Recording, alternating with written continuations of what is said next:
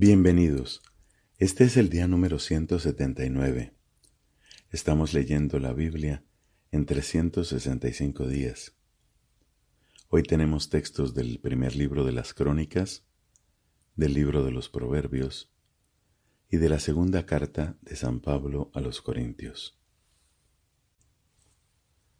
La palabra que escuchan nuestros oídos solo llegará a hacerse realidad en nuestro corazón con la gracia del Espíritu Santo. Por eso, nos unimos a la oración de la Iglesia y clamamos el don de este Espíritu. En el nombre del Padre, y del Hijo, y del Espíritu Santo. Amén. Del primer libro de las Crónicas, capítulo 8. Benjamín fue padre de Bela, su primogénito, de Asbel, su segundo hijo, de Ajraj, el tercero, de Noja, el cuarto, y de Rafá, el quinto.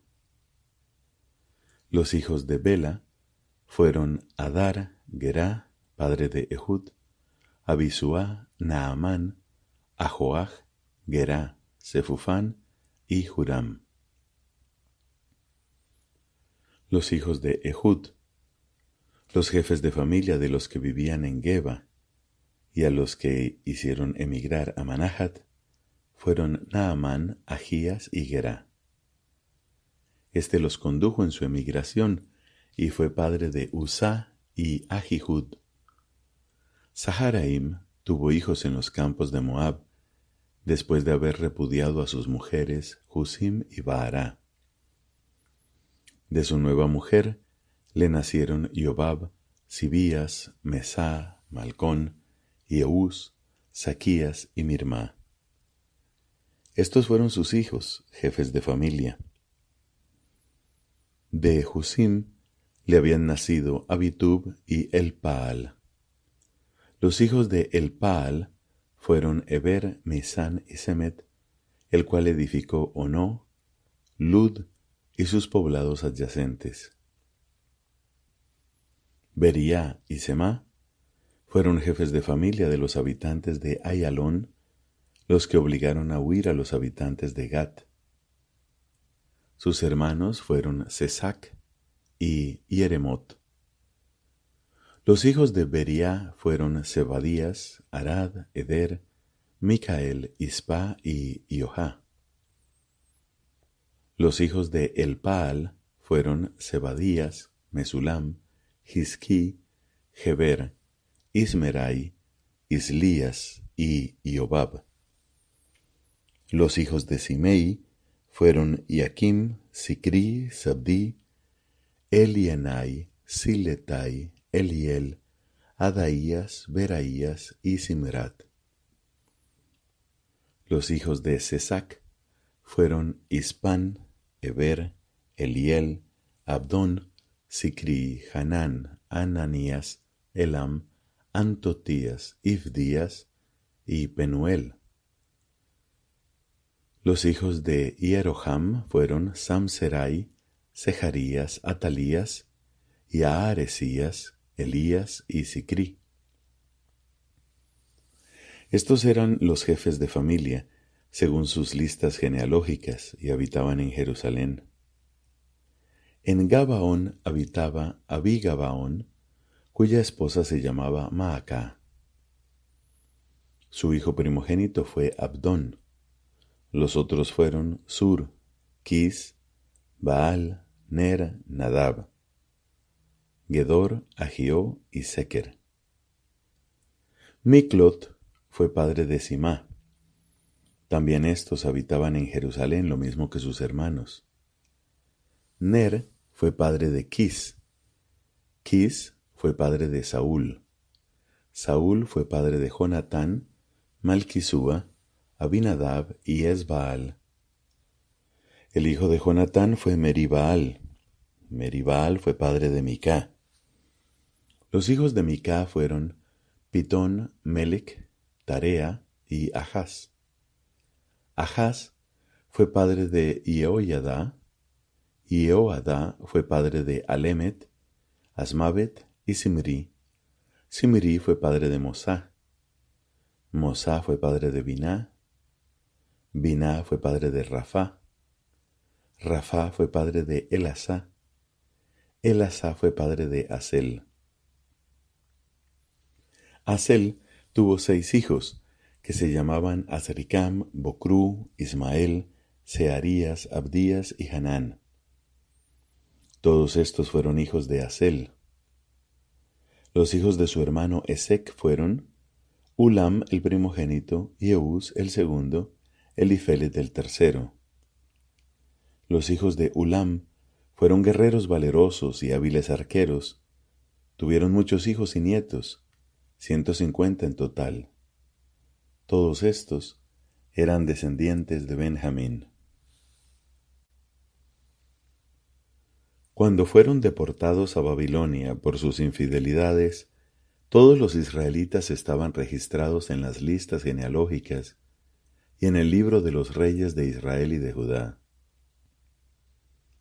Los primeros que volvieron a habitar en sus propiedades y ciudades fueron israelitas, sacerdotes, levitas y empleados del templo.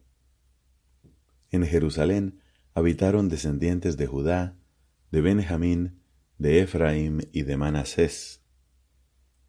De los descendientes de Judá, Utai, hijo de Amihud, hijo de Omri, hijo de Imri, hijo de Bani, de los hijos de Pérez, hijo de Judá. De los silonitas, Asaías el primogénito y sus hijos. De los hijos de Serach, Yeuel y sus hermanos, 690 en total.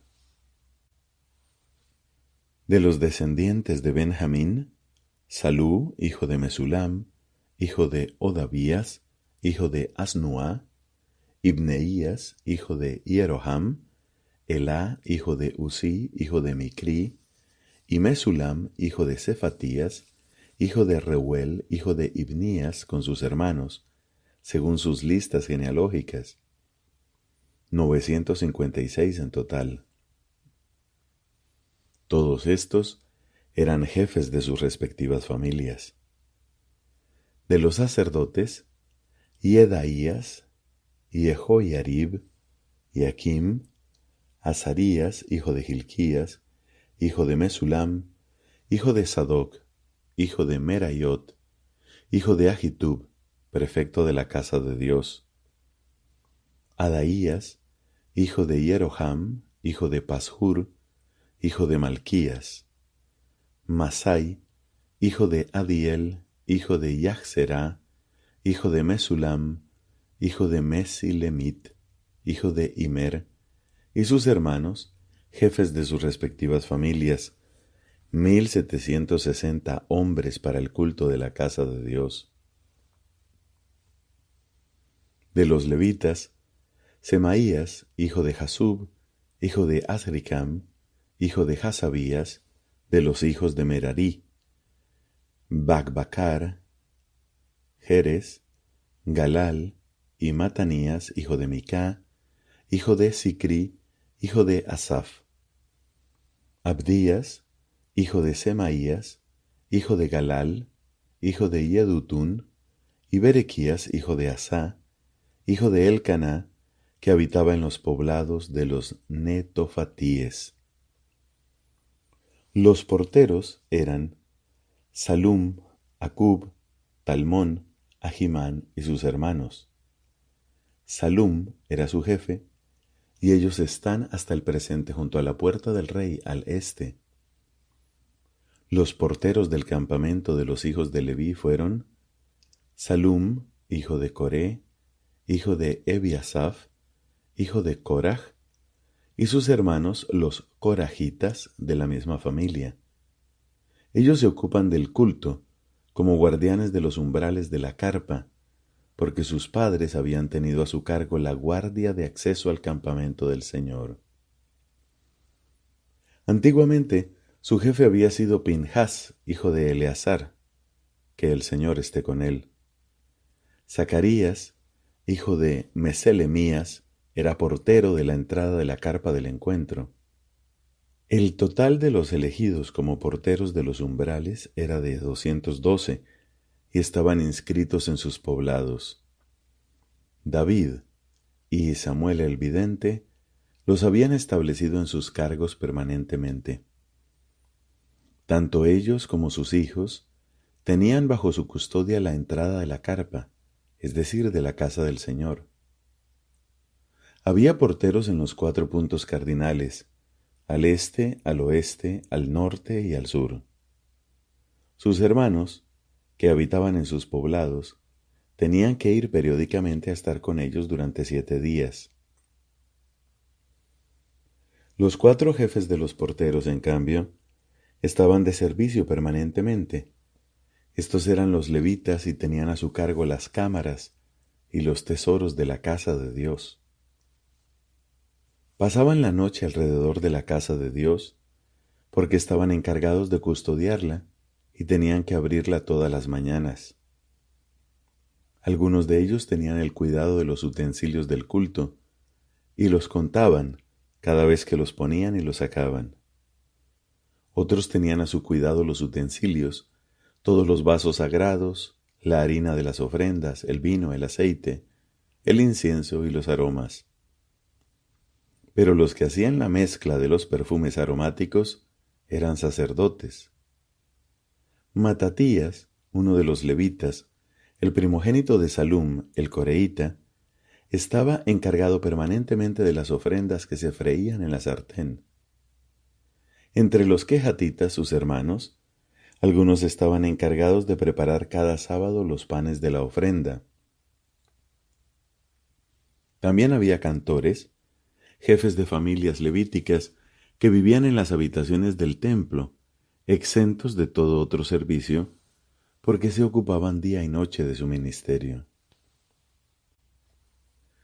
Estos son, según sus listas genealógicas, los jefes de las familias levíticas que habitaban en Jerusalén.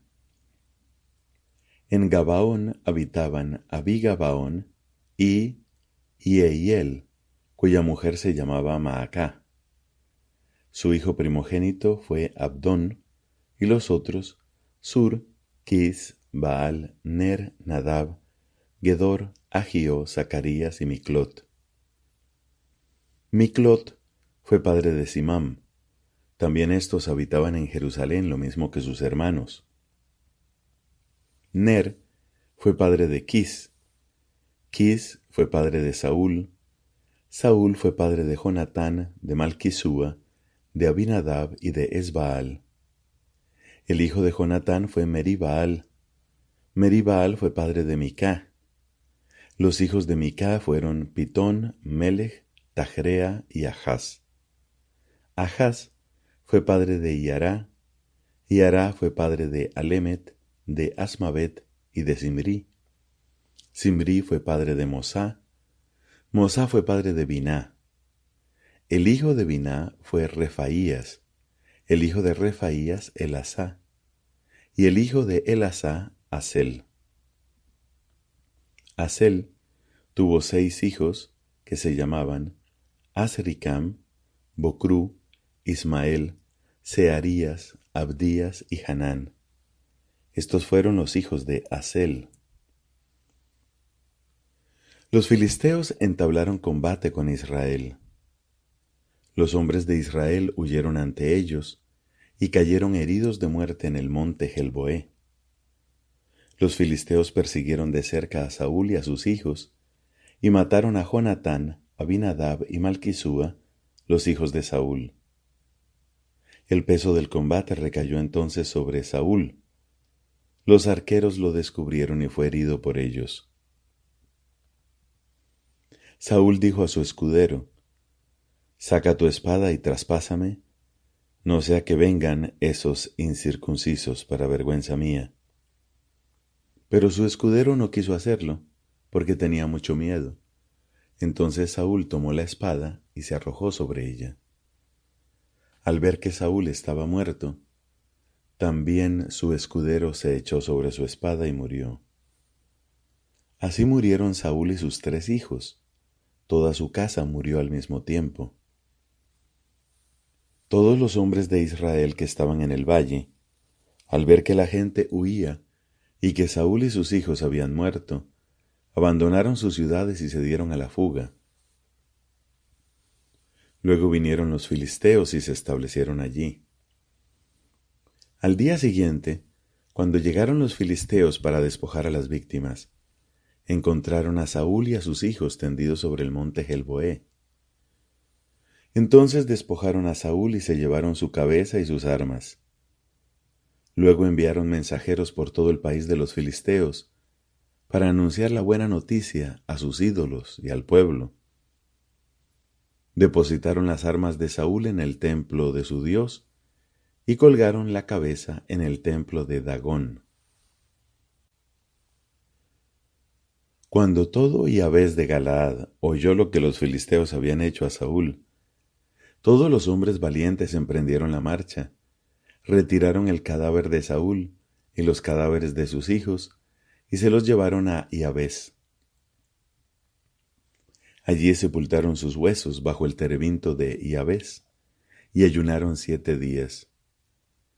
Así murió Saúl, por haberse rebelado contra el Señor, no observando su palabra, y por haber evocado y consultado al espíritu de un muerto, en lugar de consultar al Señor. Por eso el Señor lo hizo morir, y transfirió la realeza a David, hijo de Jesé. Palabra de Dios. Te alabamos, Señor.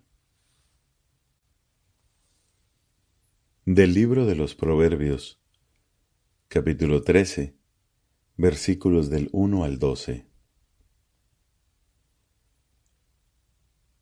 Un hijo sabio ama la corrección, pero el insolente no escucha el reproche. El hombre comerá del fruto de sus palabras, pero los traidores están ávidos de violencia.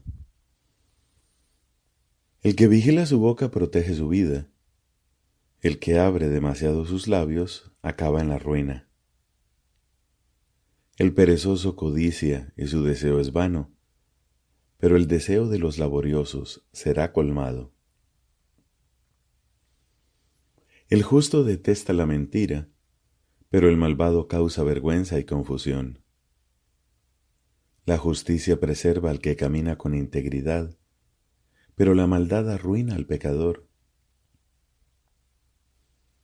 Hay quien presume de rico y no tiene nada, y hay quien se hace el pobre y posee grandes bienes. La riqueza es una garantía para la vida de un hombre, pero el pobre no escucha amenazas. La luz de los justos resplandece, pero la lámpara de los malvados se extingue.